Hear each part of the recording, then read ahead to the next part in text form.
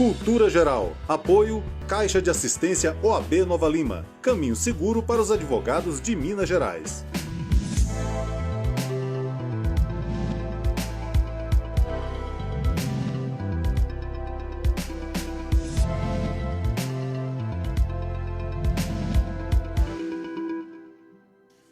Olá, sejam todos muito bem-vindos ao Cultura Geral. É sempre um prazer fazer o Cultura Geral aqui na TV Banqueta e na Rádio Cultura de Curitiba. Nós estamos começando mais um programa super especial, né? Cultura Geral, 10 anos no ar. Pensar em fazer programas como Cultura Geral, que é o desenvolvimento realmente do pensamento crítico e também das coisas que acontecem, das situações que acontecem na sociedade, é sempre muito importante para todos nós, não só aqui da TV, mas também do rádio e também das plataformas digitais que nos acompanham, né? Se inscrevam no canal, tanto da TV Banqueta quanto do Cultura Geral. Não percam os nossos conteúdos, são vários conteúdos, são importantíssimos, né? Mais de 700 programas gravados aqui na TV e no rádio, e é muito importante que a sociedade brasileira nos acompanhe nessa batalha e nessa caminhada tão bacana que a gente faz por aqui.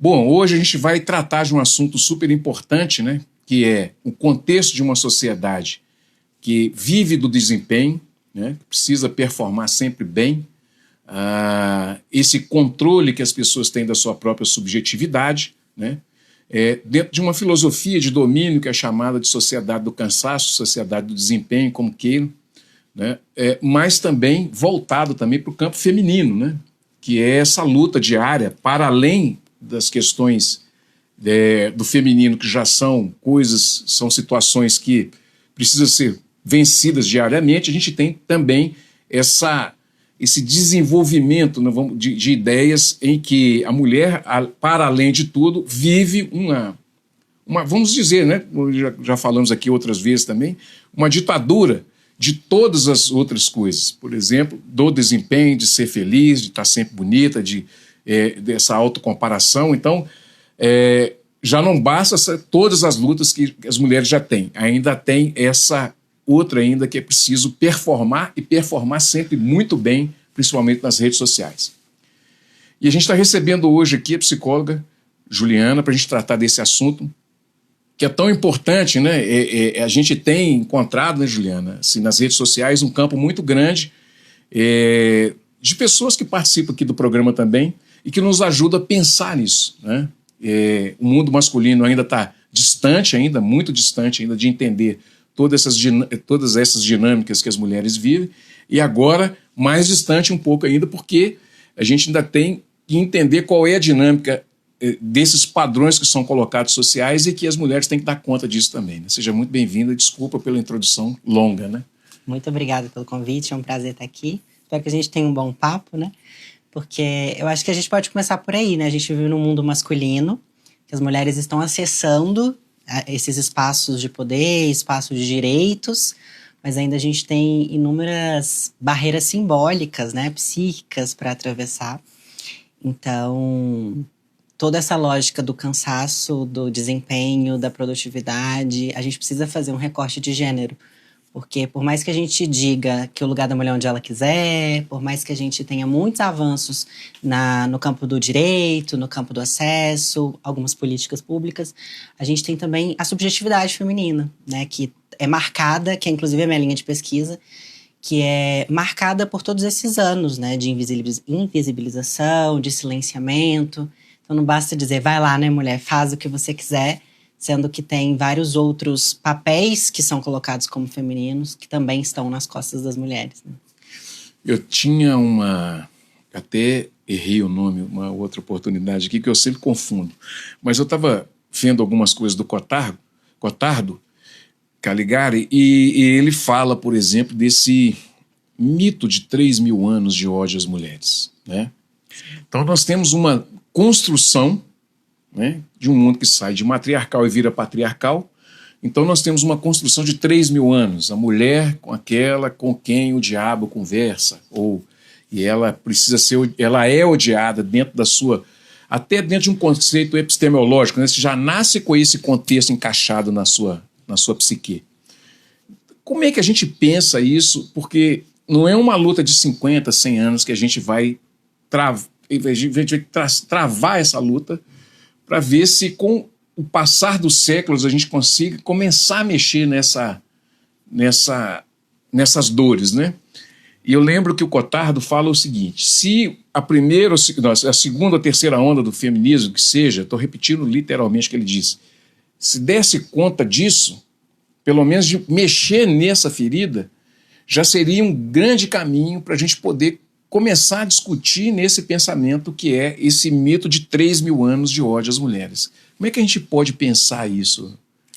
O Cottardo, ele vai dizer, né, que está na alma da cultura ocidental o ódio às mulheres, né? Porque essa é o ser com quem o diabo fala e o ser a qual a decisão leva à ruína. Eu acho que isso é um ponto muito importante, porque as mulheres, elas, em muita medida, não confiam nas próprias decisões, nas próprias escolhas. Parece que tem algo que leva as mulheres a buscarem uma tutela, alguém que diga a ela como ela deve agir, o que ela tem que fazer. Isso acaba colocando as mulheres muito vulneráveis ao que vem de fora. Então, se a gente pensar nas redes sociais, por exemplo, as mulheres são o maior público-alvo das publicidades, dos coaches que vão ditar comportamento, que vão dizer como elas devem agir. As mulheres estão sempre em busca, né, de como elas devem agir. O feminismo ganha vários espaços sociais pra gente, mas até uma coisa que você falou, que eu acho importante, né? Você disse de uma passagem de uma cultura matriarcal para patriarcal. As antropólogas vão dizer que a gente nunca teve uma cultura matriarcal, no sentido de que a gente nunca teve uma cultura onde as mulheres governavam, eram dominantes e os homens eram dominados. Então, o que a gente tinha era uma cultura matrilinear. Não matriarcal no sentido de poder e dominação. Mas em culturas matrilineares, o cuidado era entendido como algo da cultura, da comunidade e responsabilidade de todos. Então, hoje, a gente tem um movimento que vem muito a partir, principalmente ali, né, do início do capitalismo, que se consolida principalmente no século XIX, com a definição da divisão sexual do trabalho, que é essa divisão de que o trabalho de cuidado, o cuidado afetivo, o cuidado das crianças, o cuidado da casa, a gestão, é papel feminino, e o papel dos homens é o papel de prover, de gerir, de gerar, né, recursos financeiros.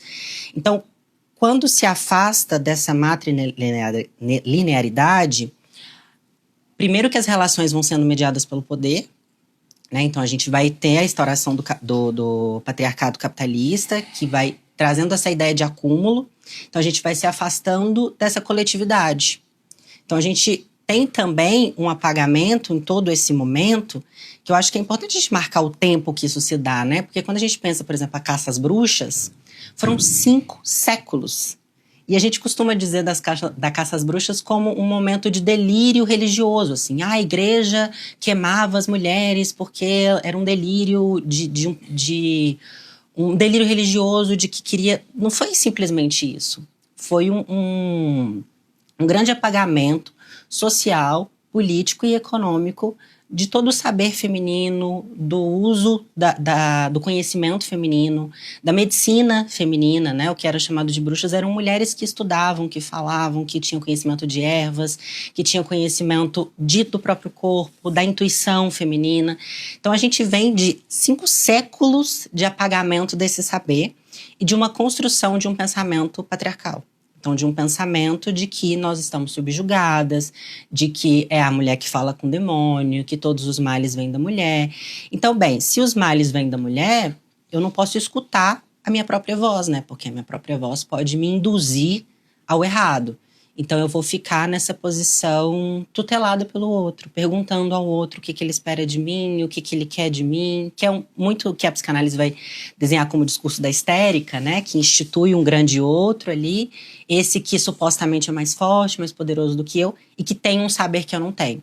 Então, as mulheres vão ficando nesse movimento de pedir que digam o que ela deve ser. E aí a nossa sociedade patriarcal tem uma resposta, né? Você tem que ser dócil, calada, obediente, mãe, abnegada. E aí isso também não combina com uma sociedade que é capitalista, né? Como assim? Eu tenho que produzir, eu tenho que gerar. Então, hoje, eu vejo muito na clínica justamente esse movimento das mulheres tendo um ideal patriarcal, que não é só porque a gente falou que a mulher, o lugar dela é onde quiser, que simplesmente isso desaparece da psique feminina.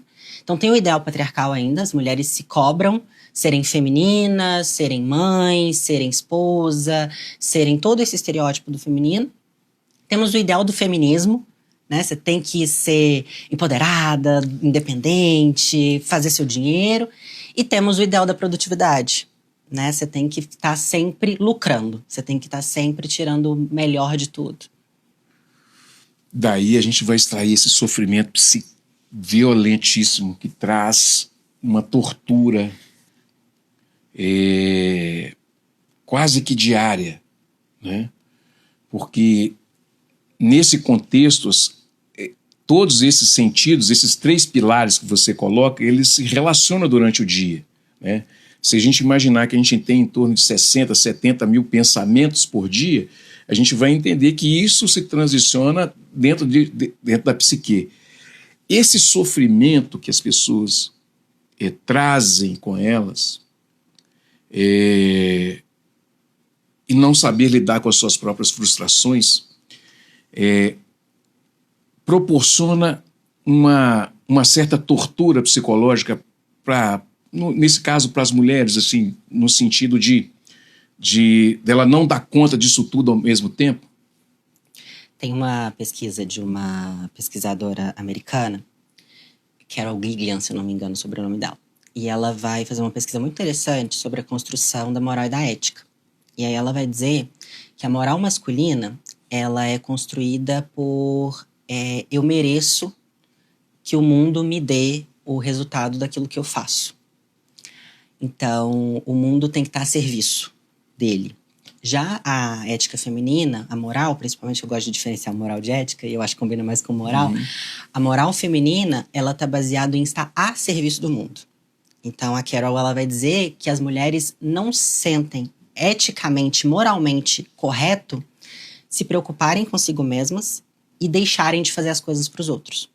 Então, pensa o acúmulo de coisas que vai se juntando quando essa mulher vai juntando inúmeras funções. Então, ela tem a função profissional, ela tem a função de casa, ela tem a função de vida social, vida pessoal, vida conjugal, e aí ela vai acumulando tarefas.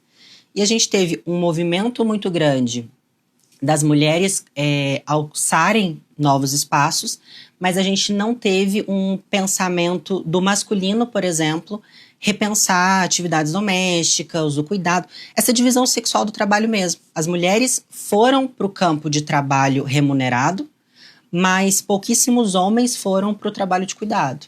Então a gente vê que a conta não fecha, porque as mulheres em média trabalham 3 vezes mais do que os homens. E elas não recebem também por isso. Então a gente também tem esse corpo explorado, que se a gente pensa em séculos passados, né, século XVIII, século XIX, a gente dizia muito, principalmente primeira onda do feminismo, muito de uma exploração de um corpo para reprodução, né, da capacidade reprodutiva. Hoje a gente vê essa exploração também no campo de trabalho remunerado, que as mulheres recebem menos, né, as mulheres têm jornadas maiores de trabalho, as mulheres levam em média, por exemplo, uma mulher que gesta, ela leva em média 4 anos para retornar ao mercado de trabalho e recebendo menos. Então, isso são dados que dizem como que essa mulher está existindo socialmente, né? Que peso é esse que está sendo trazido? Porque a gente tem um movimento forte de dizer, vamos mulheres, né? Façam, construam, mas... E é um movimento do capitalismo, né?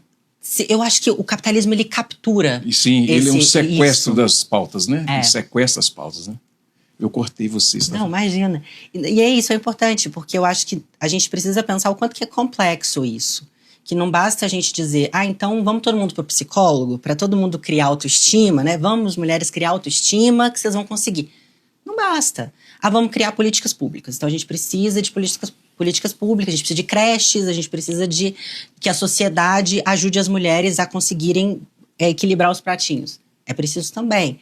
Mas aí a gente também tem um discurso capitalista, a gente também tem a crise acontecendo, a gente tem um monte de coisa acontecendo. E eu acho que é importante a gente entender que não é um fator, né? As mulheres estão sobrecarregadas por fatores políticos, econômicos, sociais, simbólicos, geracionais.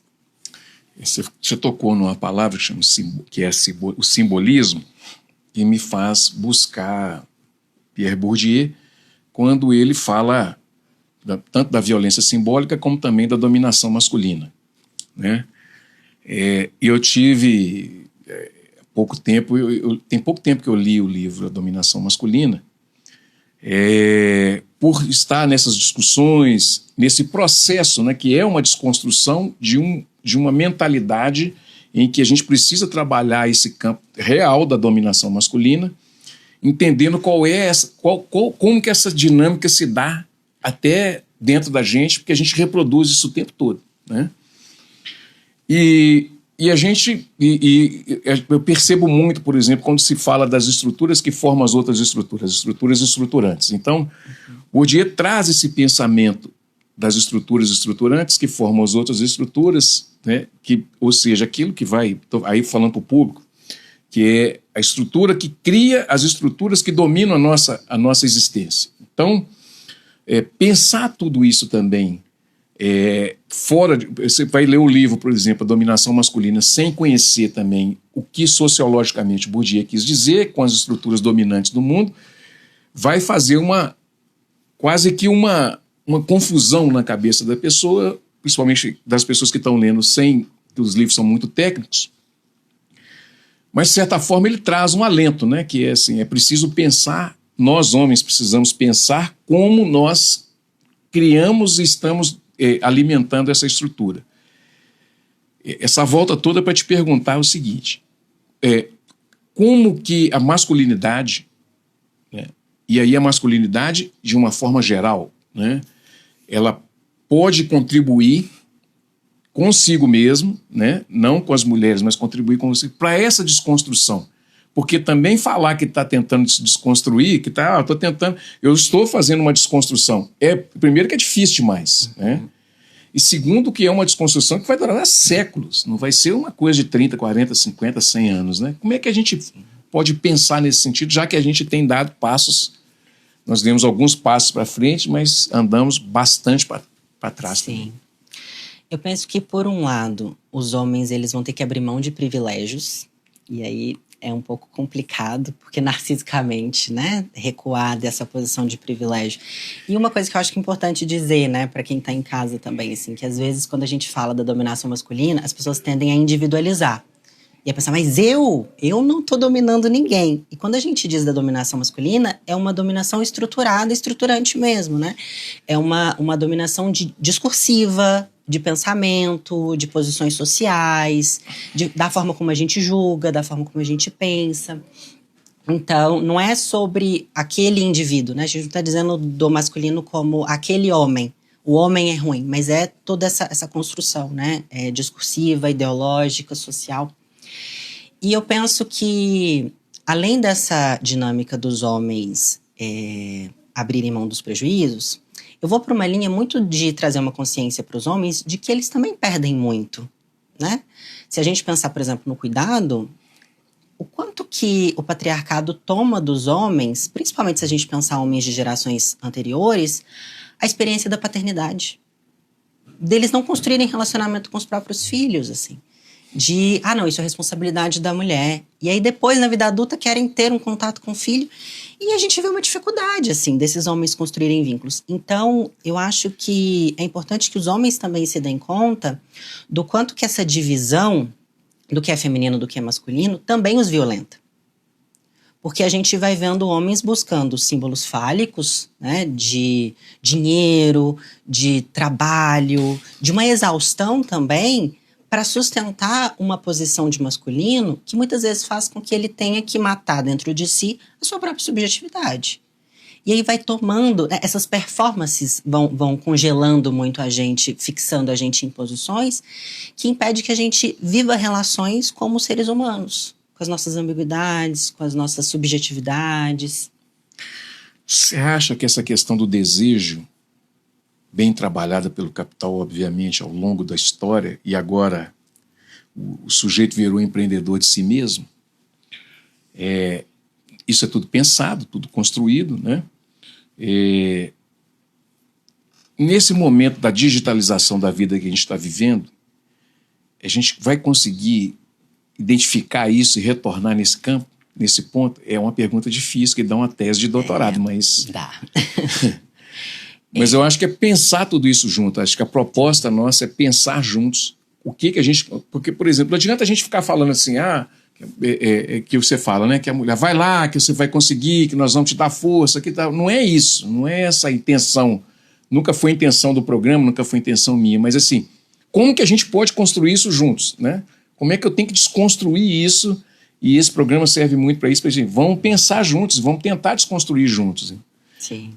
Como é que a gente pode pensar isso junto, assim? Porque essa questão da desumanização, né? Da volatilidade das relações, desse amor líquido, dessas relações líquidas, e Bauman já falava antes, que está indo para o gasoso, né? Ainda vai piorar ainda. Né?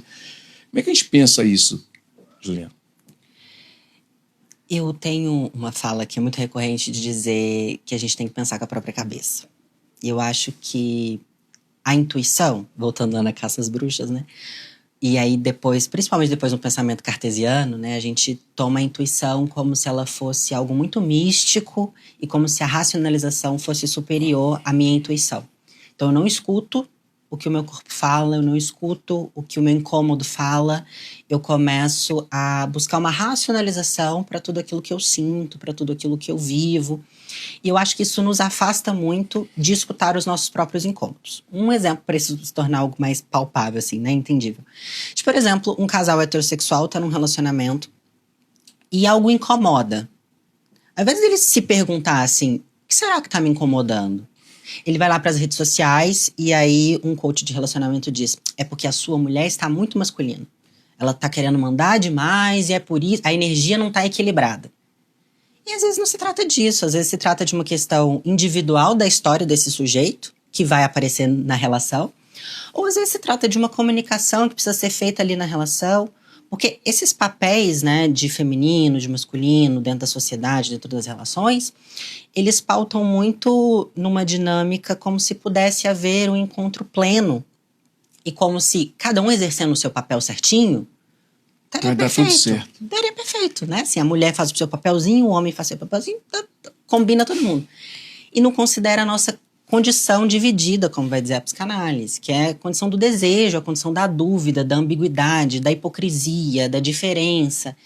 Então, da perversidade, do medo. Sim, e dessa confusão, né? Uhum. De que, bem, eu amo, eu desejo... o Lacan, ele tem um conceito que é amódio, né? Que é um amor com ódio, que eu amo, eu odeio. É humano, isso é humano. Mas a gente tem tentado se aproximar muito das máquinas. E aí eu vi uma psicanalista que eu gosto muito, Ana Sui, falando esses dias numa entrevista, que ela perguntou ao ChatGPT o que diferenciava ela dele. E aí ele, na resposta, o resumo era basicamente que era porque ela tinha um corpo. E é isso, a gente tem um corpo, e esse corpo é limitado, esse corpo sente, a gente tem essas emoções, a gente tem essas ambiguidades.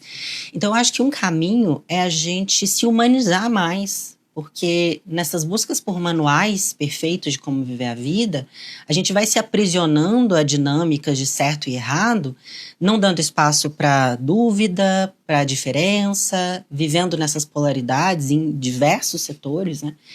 E eu acho que os algoritmos das redes sociais também fazem muito isso, porque a gente fica na bolha de todo mundo que pensa igual, e aí parece que tem um jeito certo de viver.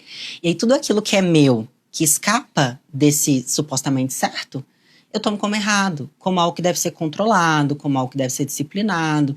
Não é à toa, na minha percepção, eu tenho até escrito um artigo sobre isso, que o autocontrole e a autodisciplina, que vem disfarçada ali, né, de autocuidado, na verdade é uma autoexploração, virou capital social, assim, de eu me mostrar com esse corpo controlado, com essa relação perfeita, que não tem conflitos, né, tem até essa coisa, se tem conflito na minha relação, então ela é abusiva, então, e é bem mais complexo do que isso, né, então eu acho que, como você falou, assim, é uma questão que dá para pensar um doutorado inteiro, mas a minha linha de raciocínio caminha um pouco por aí. Eu acho que a gente se humanizar mais, olhar para essa bagunça que a gente é, assim, nós somos, sabe? E que é uma bagunça gostosa, só a gente aceitar, né? É.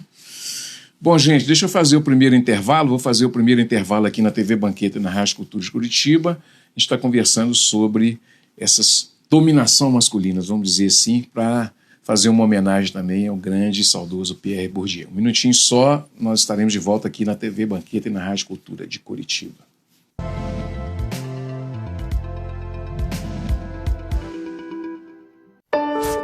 Sonhos cabem no papel, mas podem se tornar realidade. Eles crescem com apoio e investimento no presente. Educação para todos é o que inspira a LBV a buscar um futuro melhor para milhares de crianças e adolescentes. Acredite nesses sonhos, apoie suas realizações. Quando a LBV ligar, diga sim!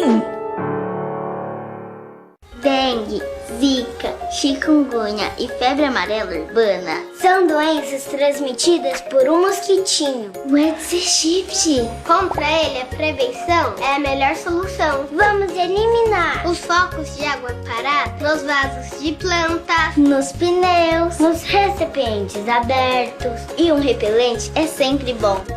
Vamos juntos com a LBV. Diga sim à prevenção. Apoio TV Banqueta.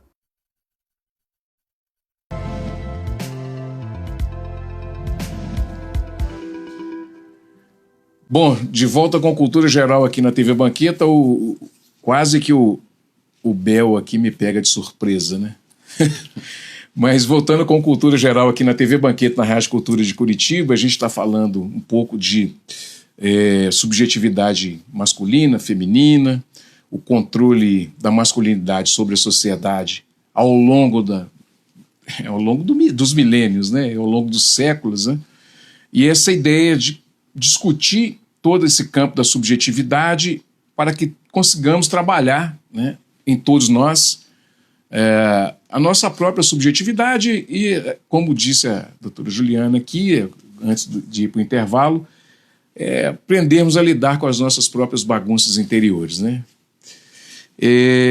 Juliana, eu queria conversar com você agora sobre essa ideia de controle dos corpos.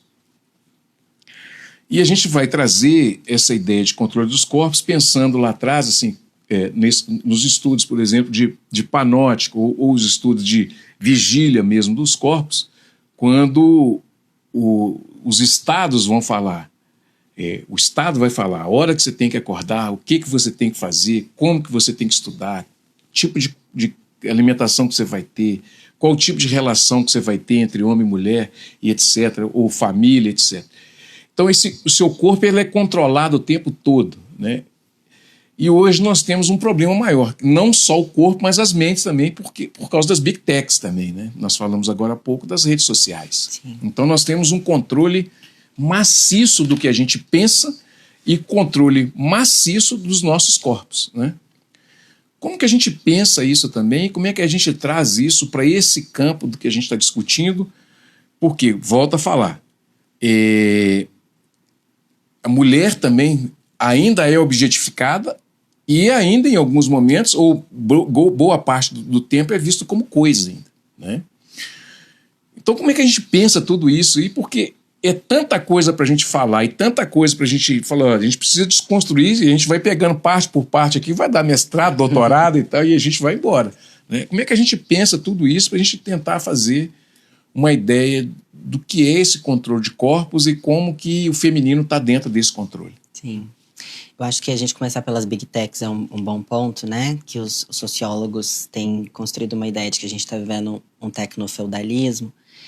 E algo que tem preocupado muito quem estuda o campo social é justamente que as subjetividades estão sendo moldadas pelas redes sociais.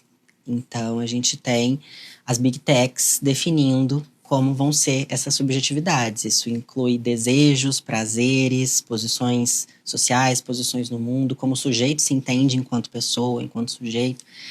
E as mulheres acabam sendo o maior público, não só dos conteúdos nas redes, né, conteúdos voltados para aparência, para modos de se comportar, A gente vê muitos coaches comportamentais voltados justamente para as mulheres, né? Dizendo como elas devem ser enquanto mulheres, como elas devem ser nos relacionamentos, como elas devem se vestir.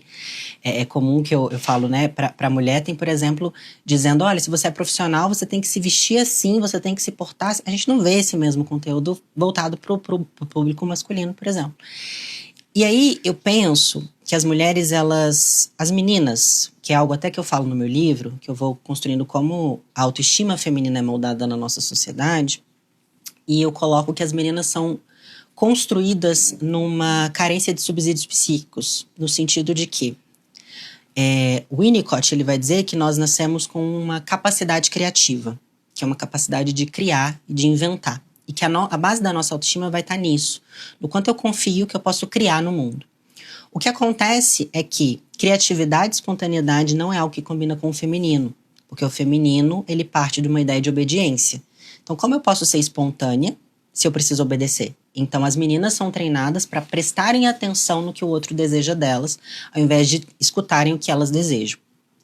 O efeito, a gente vai ver isso na vida adulta, né? Então, a gente poda a autoestima e a criatividade feminina para que ela se conforme ao feminino, até porque as mães querem que as filhas sejam boas meninas, para que elas não fiquem perdidas na vida, porque a filha também vai ser vista como um troféu do quão bom foi esse trabalho maternal dessa mulher que gerou ela.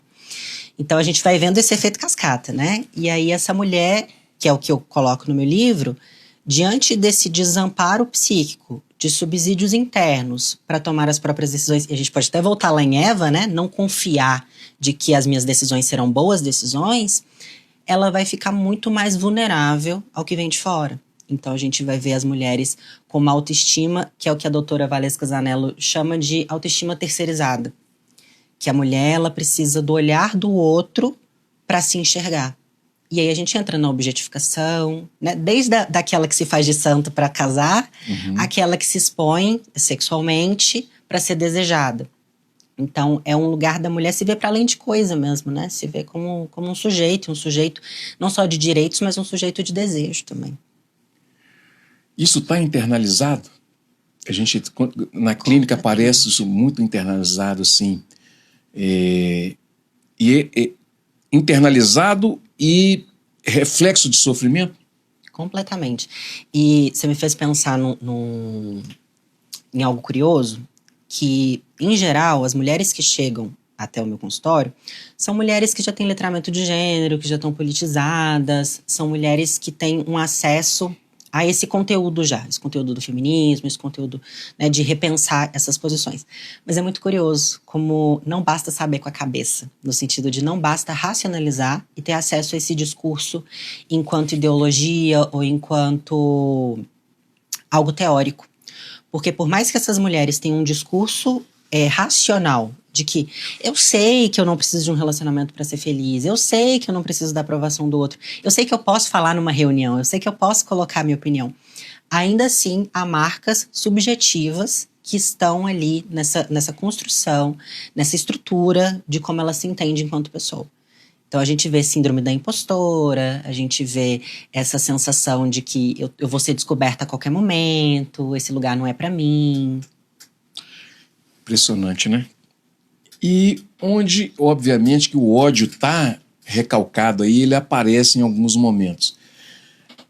Como que ele pode aparecer, por cima, nesse discurso e ele vem disfarçado de alguma outra coisa que acaba piorando as relações da pessoa?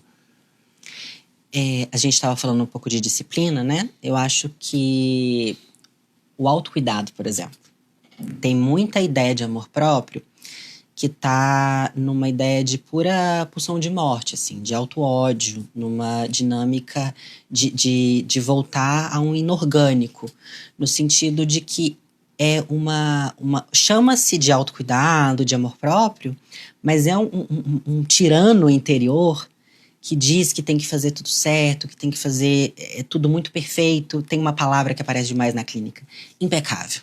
E aí é curioso, né? Que vem essa coisa do pecado. Quanto que o pecado tá ali no feminino. E essa construção da palavra, né? O Dunker, quando eu entrevistei o Dunker, a gente estava falando da palavra, como que ela vai moldando, né?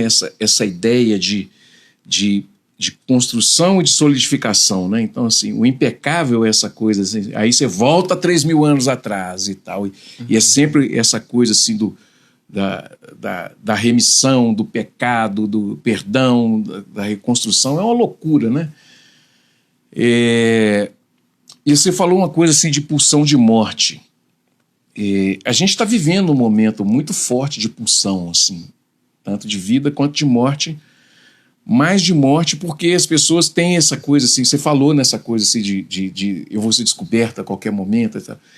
E isso traz essa pulsão de morte muito latente. Sim.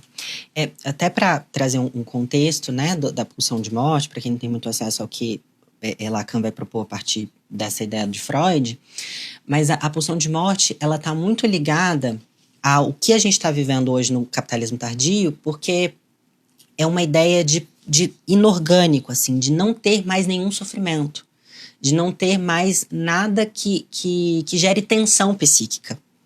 Então a gente vê que o sujeito, ele tá mirando nisso, ele tá mirando numa completude, ele tá mirando na medicalização, ele tá mirando na psicologia, como eu vou pro consultório e eu não vou mais sofrer, eu vou ter um relacionamento, e aí o primeiro desentendimento já não sabe mais lidar. Então é uma tentativa que vem fantasiada de um autocuidado, de uma melhor versão, mas que na verdade tem ideais super tirânicos no sentido de querer que seja o melhor, que faça tudo muito certo, que não erre. E aí a gente mira nessa coisa de melhor versão e a gente acerta numa autoexploração, assim, que o sujeito já não sabe o limite.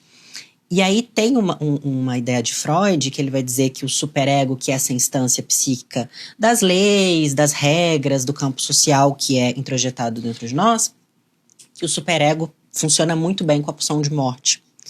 E o superego, ele vai ser baseado numa ideia de se você pode, você deve. E aí se a gente vai lá em Han, né, quando ele fala que a sociedade do desempenho traz uma... Se antes a gente vivia numa sociedade de repressão, hoje a gente vive numa sociedade de você pode tudo. Você é empreendedor de si mesmo. Não tem limite. Basta querer e se esforçar. Então o sujeito entende, bem, basta querer que eu posso. Então eu preciso de esforço. E aí ele vê nas redes sociais todo mundo só mostrando sucesso. Então o que ele vai pensar? Eu não estou me esforçando bastante. Então eu vejo isso no consultório, assim, de pacientes que chegaram, eu tô acordando 8 horas da manhã. Aí passaram alguns meses, eu comecei a acordar às 6. Às 6 não tá dando tempo, eu tô começando a acordar às 4:30 da manhã. Ela não vai dormir mais, né? Uhum. Porque... O que você faz de 11 até 6, né? Acorda e vai trabalhar. Isso. É uma...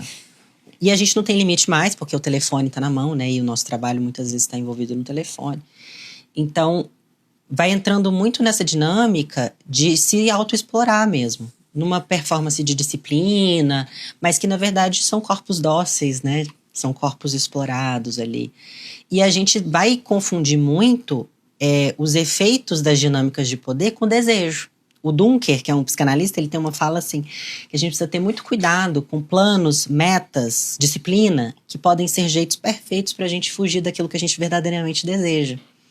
Então, às vezes, a gente vai nessa coisa de performar o que parece que está todo mundo fazendo e a gente vai se perdendo nesse caminho, assim. E aí vira uma vida, às vezes, de até muito sucesso. Eu tenho mulheres assim no consultório que são mulheres muito bem-sucedidas, mas que não têm conexão alguma com aquilo que elas fazem. E aí elas olham para a vida e dizem, a minha vida tá sem sentido. E a gente entra em casos depressivos, em casos extremamente ansiosos, com ansiedade generalizada, onde tem tudo aquilo que disse que traz felicidade, mas eu tô infeliz. Então o que aconteceu? É uma materialização da felicidade? É nesse ponto que eu queria chegar. Por exemplo, eu lembro do Rubem Alves, aliás. Rubem Alves falando assim, a gente não presta atenção nas coisas simples. Um banho quentinho, né? Um lugar gostoso, aconchegante, quieto. A gente não presta atenção nisso. Então tudo tem que ser macro, tudo tem que ser grande, tudo tem que ser abundante, os melhores lugares, sabe? E às vezes tem essa contradição. Às vezes a pessoa está num lugar e fala, não, eu quero ir para a roça. Aí está na roça, eu quero ir para a cidade. E fica essa dicotomia doida, né, na vida. Essa questão de não entender qual é o seu lugar. Ou seja, quando você fala assim que as pessoas materialmente elas estão realizadas, ou seja, ela desejou, realizou, porque se a questão era material, ela conseguiu, mas e aí? Né? Vamos ser o que daqui para lá? Né? Que aí vem. Tá por aí essa... Eu acho que sim. E eu acho que também é uma falha no discurso que a gente pega do capitalismo, né? Porque o capitalismo vai se apropriar dessa condição do desejo humano e vai dizer, nós temos bens de consumo que vão saciar esse desejo. Mas o desejo é estruturalmente insatisfeito. Então o desejo, ele tem desejo de desejo, vai dizer Lacan. Sim. Então a gente deseja desejar. E aí quando a gente vai para uma lógica do lucro, do acúmulo, a gente vai perdendo isso que aquele filme Dias Perfeitos, não sei se você assistiu, é ótimo, né? Que ele presta atenção em cada detalhinho, assim. Quanto que a gente vai perdendo esse estar presente na própria vida, né? Esse desfrutar. E o quanto que a gente vai criando uma expectativa de que aquilo vai me trazer uma felicidade plena. Aí você deu o exemplo, né? Eu vou pro campo. Aí chega lá no campo, tem mosquito. Ai, nossa, não tô feliz aqui. Vou pra cidade. Aí vou pra cidade, tem trânsito. Vai ter sempre algo insatisfeito, mas é preciso que isso seja causa de desejo. Então, que me movimente para a vida.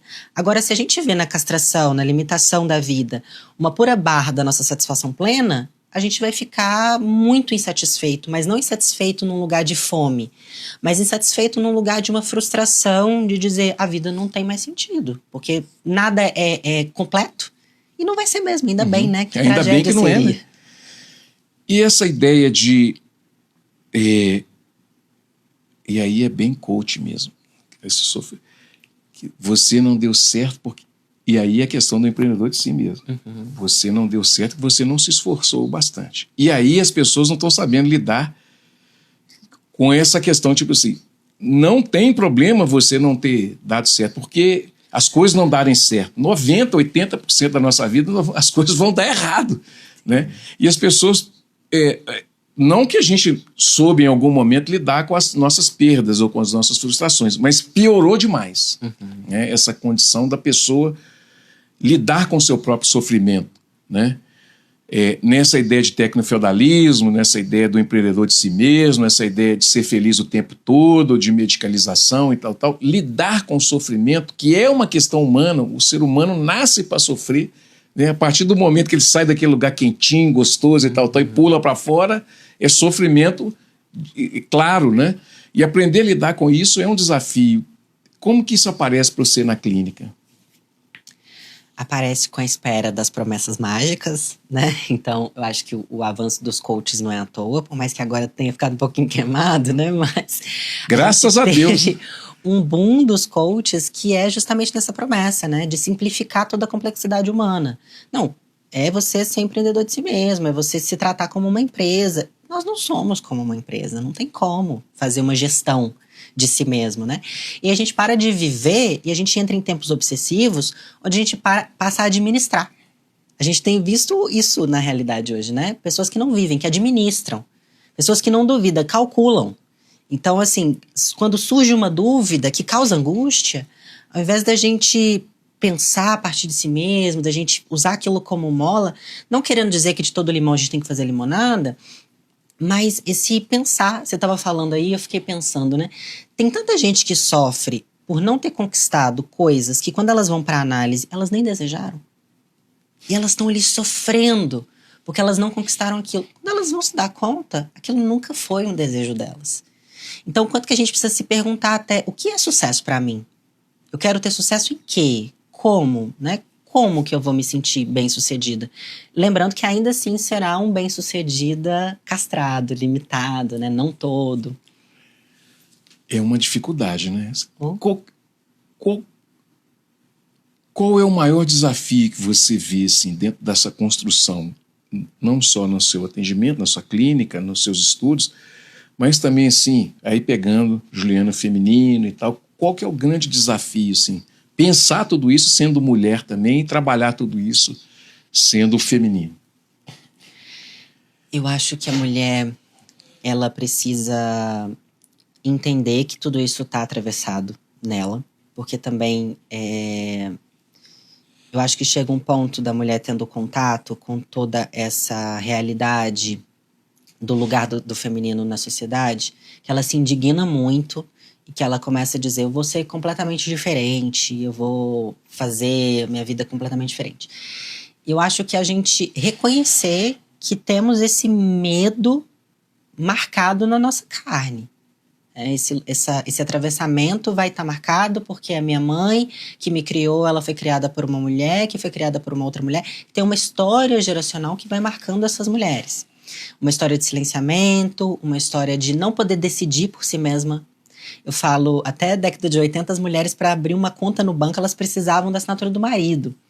Então, hoje, quando a gente fala que as mulheres se sentem não autorizadas a terem o próprio dinheiro, por exemplo, ou aceitam condições de trabalho degradantes por pouco, condições de trabalho que, por exemplo, homens não aceitariam, a gente precisa pensar que as mulheres realmente não aprenderam a ter o próprio dinheiro, a gerir o próprio dinheiro, a tomar as próprias decisões sem autorização do outro. A gente está falando, né? 80, é logo ali, não tem tanto tempo assim, né? Então eu acho que passa um pouco por esse... Entender também o limite da racionalização, como eu estava dizendo. Não basta a gente ter um discurso como o feminismo, que é muito importante, mas não basta só a gente ter esse discurso. Acho que a gente tem um longo caminho de travessia aí para as mulheres irem reconstruindo e construindo, porque a gente tem sempre esse movimento cíclico, né, social, de vai e volta.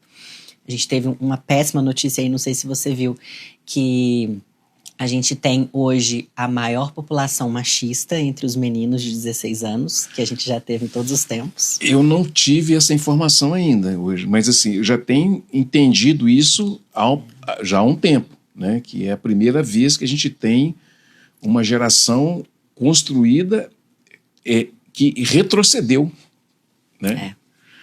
E isso é preocupante demais, né? Muito. E eu acho que, a gente estava falando de masculinidade um pouco antes também, e eu acho que isso também é efeito desse ódio recalcado às mulheres que está aparecendo aí através das violências, desses movimentos de incel, de red pills, dessa masculinidade, né, odiosa. Porque todas as crises também no capitalismo vão fazendo com que os homens se sintam emasculados. Porque, bem, se a minha masculinidade está firmada em eu ser o provedor, está tendo uma crise econômica. O meu salário já não sustenta mais a família como antes. Enquanto as mulheres, em geral, estão vivendo melhor do que as mães, porque nós temos mais direito, os homens, em geral, estão vivendo pior do que os pais. Porque eles têm que trabalhar muito mais, porque a vida está muito mais difícil. Porque hoje a renda de um homem dentro de casa não dá conta de manter a família. Então, essa crise da masculinidade, ela também está atrelando à crise do capitalismo, porque a masculinidade se sustenta no poder capital. Então, o quanto que a gente também precisa pensar as masculinidades para que os nossos meninos não também sejam violentados por essa masculinidade que impõe a eles um lugar de ter que sustentar essa postura viril, essa postura fálica e poderosa que custa também o desejo dele, a subjetividade dele, a capacidade dele de amar, de construir relações com mulheres, no geral, né? Não só relações amorosas. É um grande desafio social. Bom, chegamos ao final dessa conversa super legal. Ju, muito obrigado pela... Desculpa a intimidade, mas eu estou chamando aqui, né? Juliana de Ju, mas eu acho que a gente vai conversando também e eu vou tentando também trazer um pouco mais dessa intimidade para a gente também ficar mais aberto e o público também entender que a gente pode construir a partir de boas relações, de boas conversas, boas intimidades e que ajudem a gente também a desenvolver um pensamento crítico e faz a gente voltar um pouquinho para dentro da gente mesmo, né? Muito obrigado pela sua participação, fiquei muito feliz. Deixa um recadinho para as nossas mulheres e para o nosso público. Sim. Foi um prazer conversar com vocês hoje. Espero que eu possa ter contribuído aí para você também que está assistindo, a ser uma sementinha boa para você pensar com a própria cabeça, para você questionar. Então, escute os seus incômodos, escute isso que fala dentro de você, porque a nossa intuição, o nosso corpo é algo muito importante. Eu tenho uma amiga que ela tem um conceito que é corpo-bússola, da gente usar o nosso próprio corpo como bússola. Então, por muitos séculos, o corpo feminino foi explorado e foi nomeado como objeto, mas é preciso que a gente retome esse corpo enquanto experiência, enquanto poder, enquanto prazer, enquanto existência, né? Porque o corpo também é um lugar, o veículo pelo qual a gente cria vínculo no mundo, né? A gente retome esse espaço como nosso para que a gente possa existir um lugar mais nosso no mundo. Ainda que pareça bem pessimista, né, quando a gente olha para o futuro, eu acredito sim que a gente possa transformar, nem que seja o nosso meio, onde a gente está inserido. Então, que tenha sido plantadas boas sementinhas aí para quem está em casa. Com certeza. Deixa suas redes sociais. Deixo sim. Quem quiser me acompanhar no Instagram é psi.juliana Matos. E lá também vocês encontram o meu canal no YouTube, que eu costumo postar vídeos sobre todos esses temas que a gente falou aqui hoje. Foi lá que eu encontrei, viu, gente? E eu estou sempre pesquisando e estou sempre encontrando pessoas bacanas como a Juliana. Bom, gente, chegamos ao final do programa Cultura Geral. Um beijo no coração de vocês e amanhã estaremos de volta aqui na TV Banqueta e na Rádio Cultura de Curitiba. Um beijo no coração de todos e até amanhã, se Deus quiser. Cultura Geral. Apoio Caixa de Assistência OAB Nova Lima. Caminho seguro para os advogados de Minas Gerais.